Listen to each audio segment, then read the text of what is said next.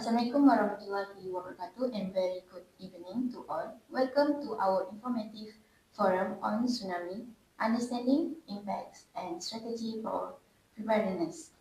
As we know, tsunami are among the most deadly natural disasters. It is a series of waves generated by a large and sudden displacement of the ocean. Okay, today we are joined by a panel of experts from various fields who will guide us through the science, environmental consequences, early warning system, and the economic impact of tsunami. Now, allow me to introduce our panelists.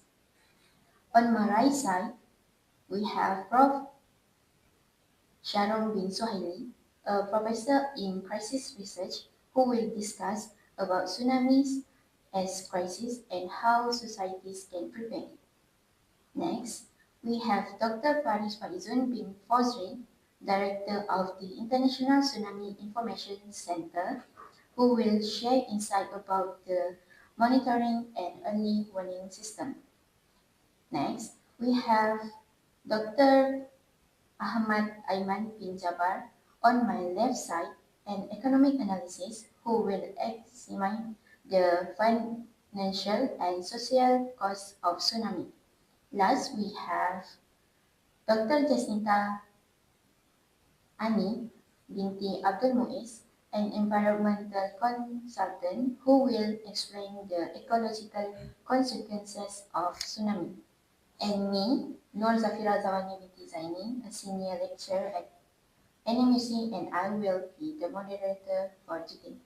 Together, let's explore this critical issue together.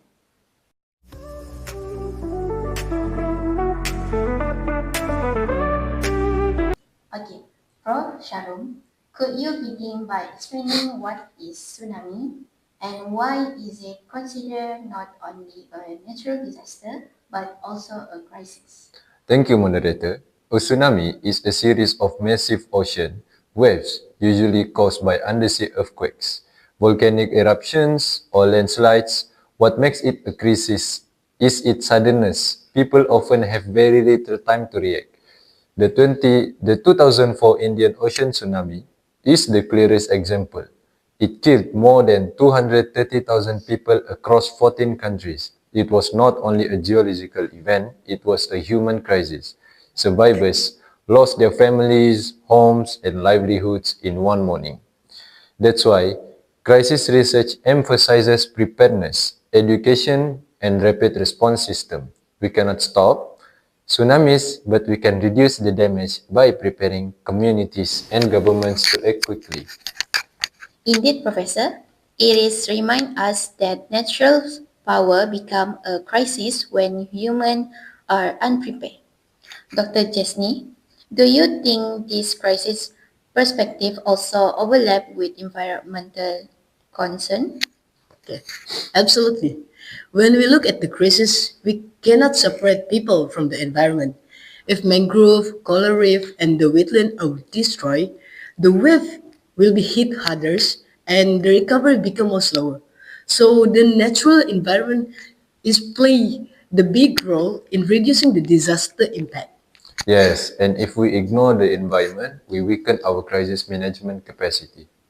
So, here we see that tsunami are both a geological and human crisis. Preparedness, supported by the healthy ecosystem, is essential.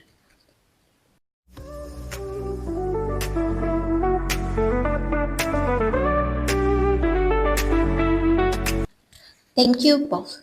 Now, Dr. Jesnita, could you explain on the environmental consequences of tsunami? Of course, tsunami have long-lasting effect on ecosystem. They destroy mangrove, coral reef, and coastal forests, which nature defense barrier. They also cause saltwater intrusion into farmland and making soil infertile for years. In Japan, after 2011, rice fields were unusable due to salt contamination, debris, toxic waste, and sewage carried by wave-polluted river and sea, affecting the marine life. So tsunami recovery is not only about rebuilding house, it must include environmental restoration. Healthy ecosystem can speed up human recovery as well. Excellent point, Dr. Jacinta. Without ecosystem, recovery is incomplete. Dr. Faris, from your perspective, do early warning systems take into account environmental monitoring too? Yes, indeed. In our company, we monitor not just earthquake, but also the impact of a coastal ecosystem. So after a tsunami, environmental damage assessment are conducted. For example, data from buoys and satellite help track change in coastline and seawater quality. And I fully agree with Dr. Jess Nita said after this, about restoring natural barrier like mangrove in part of a long-term reliance. And from the economic view, environmental destruction translated to economic loss such as fisheries collapse, tourism declines, and also farming suffers. And protecting ecosystem means protecting income sources. So, environment is not just about nature. It also directly to the human survival and economy. That's a strong reminder.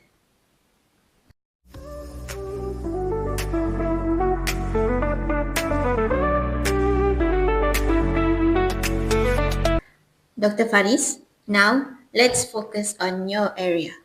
How does the world monitor tsunami and how effective are warning systems today?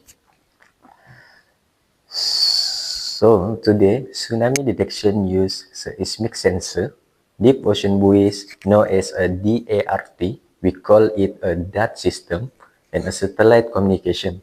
When a large undersea earthquake occurs, data is analyzed with a minute to predict tsunami risk. For instance, the Pacific Tsunami Warning Center issues alert across the Pacific. Since the 2004 tragedy in the Indian Ocean, and other regions have also built a warning system. But technology alone isn't enough. Community must respond, evacuate drill, warning siren, and public education are crucial. If people ignore warning or don't know evacuation routes, even the best system will fail. That's all for me. That's true. The technology must go hand in hand with education. Professor Sharon, in your research, do communities take warnings seriously? Always. Some think it's a false alarm. Some hesitate because they don't want to abandon property. That is why crisis communication and trust in authorities are vital. Yes, and environmental sign also matter. Like when the sea suddenly recedes, community must recognize the natural site signal too. And for my opinion, investing in this system is cheaper than dealing with the billions in damage later. And the early warning is both humanitarian and also economic safeguard. Yes, that's obvious. Early warning is our lifeline. But warnings only work if people, governments, and communities respond quickly.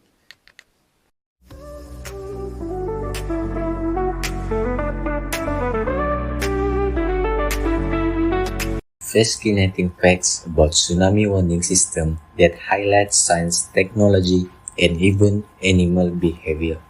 So the first one, they have ultra-sensitive detection.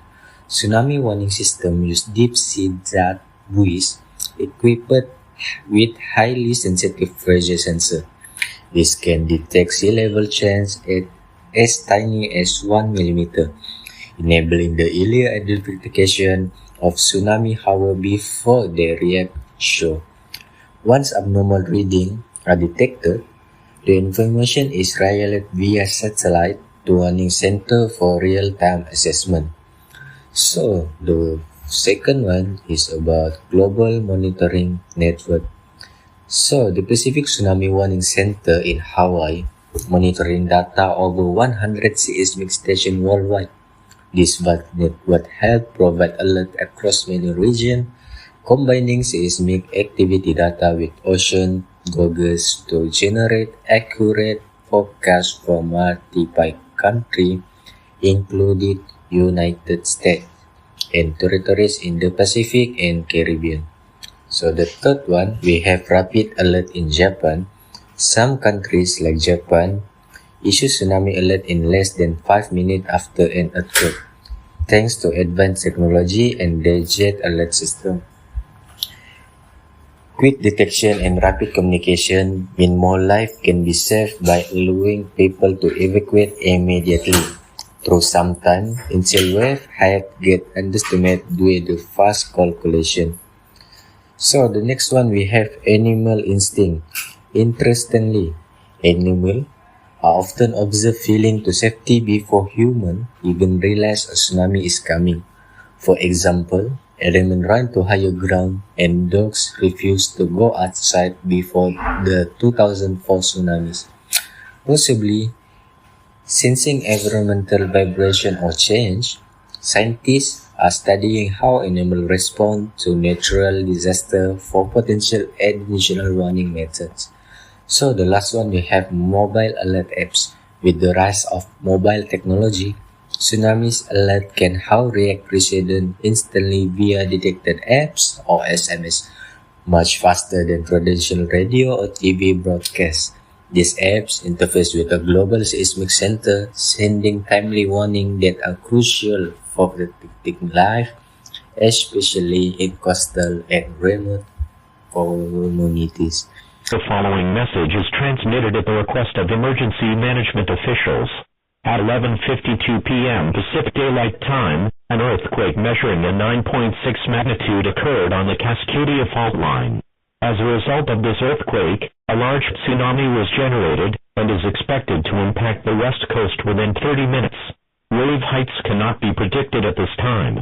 All residents on the beach and in low-lying areas are advised to evacuate immediately.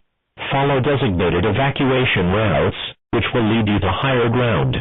Please proceed in a quick but orderly fashion. If you have children at school, do not attempt to pick them up as they are being evacuated to higher ground as well. Do not use your telephone at this time. Leave the lines open for emergency use. Tune to KYTE radio at 102.7 for further information. Do not return to the warning area until the all clear is given by local authorities. This tsunami warning remains in effect until further notice. So, tsunami warning systems are a blend of advanced technology with flood monitoring and even instinct from nature. Together, these elements are crucial for minimizing the impact of one of the world's most devastating natural disasters.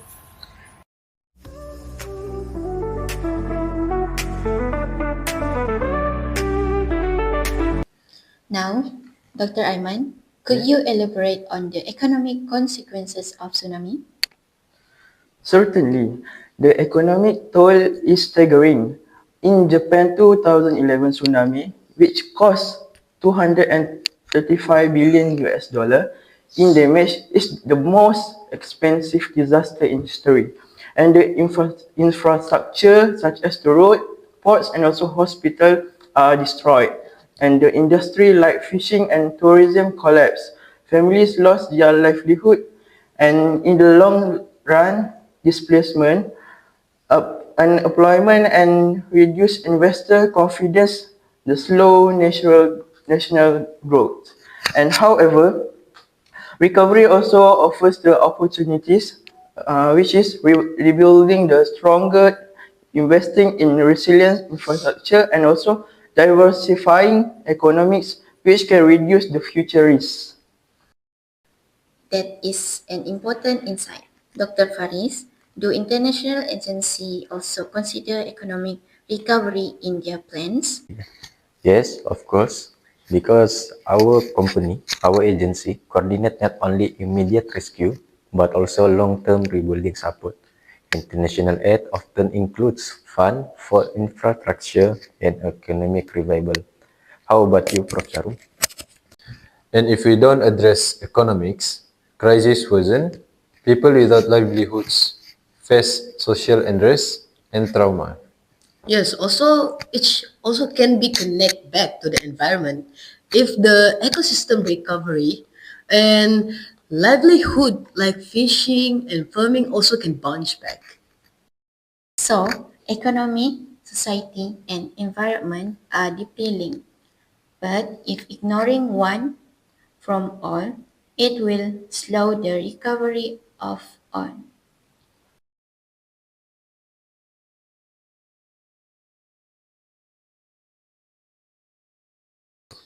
If we had to choose one top priority for tsunami preparedness, technology, environment, crisis planning, or economic, what would each of you will pick? For me, crisis planning, because awareness and drills save lives immediately. In my opinion, it's environment because a healthy coast protect the community naturally. Okay, for me, I will pick technology because it take a second of warning, make a difference in our world. For me, as economy analyst, of course I will select economy because without the funding, none of this plan can be sustained. Okay, it seems like all are essential. Preparedness is stronger when technology, environment, planning, and economy work together. Okay, now we come into the conclusion. Can all of you give a final word on the tsunami crisis? Let me start with my word first because tsunamis are unstoppable, but preparedness, education, and rapid response can save lives. Like what I said just now, tsunami cannot be avoided because it is a natural disaster, but it depends on the individual or depends on the nation how they react with the natural disasters, which is extremely killing the citizens. So, based on my opinion and my last word, tsunamis cannot be avoided, but efficient solution can solve all the problems that comes. Protecting ecosystem means protecting people.